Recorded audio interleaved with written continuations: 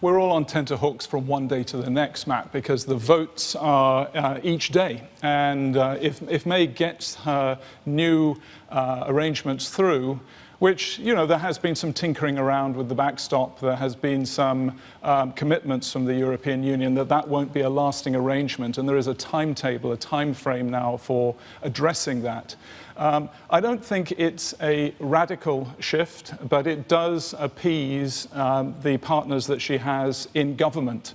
And that's important, of course, when it comes to the politicking around this. Well, that was going to be my next question. We know that there are more than 100 lawmakers that need to shift their position when it comes to supporting this deal. Do you think that the conditions that are outlined in these documents that were, of course, made public just hours ago after that late-night meeting will be enough to get the deal across the line? It's a big ask. I think to get enough lawmakers through will be very challenging for her. The reality is that there are a huge number of people who have different requests with respect to the outcome of this whole debate. This is one of them. The backstop was a sticking point, was an issue. You have to remember that in Northern Ireland, in the province of Ulster, most of the people there actually voted to remain in the European Union. So the great irony of this is that actually they will be a sort of special economic zone within the context of the UK's relationship with the EU going forward, which could be very, very positive for Northern Ireland.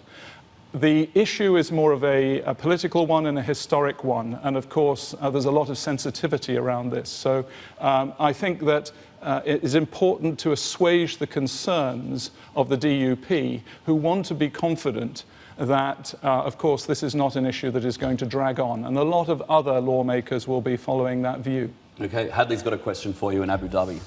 Simon, it's Hadley in Abu Dhabi. I was going to ask a follow-on to that, really, in terms of that European relationship. Jean-Claude Juncker essentially saying, you know, second chances sometimes happen in politics, but you don't get a third chance, and you're certainly not going to get a third chance with us. But at the same time, it does leave that door open, doesn't it, to a better relationship than we thought that the UK would probably have moving out of the EU.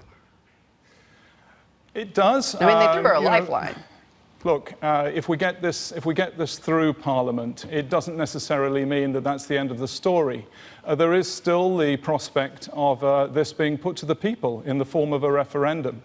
It does. There are a lot of people calling for this. I know that this goes ebbs and flows a little bit in terms of popularity, but I think having spent so much time hashing out this deal, now is the time to put it to the British people to determine, on the basis of something which is an actual deal rather than just a conceptual idea, whether or not this is a deal that works for the people of the United Kingdom. So we're not necessarily out of a period of uncertainty, Hadley. This could go on for some time.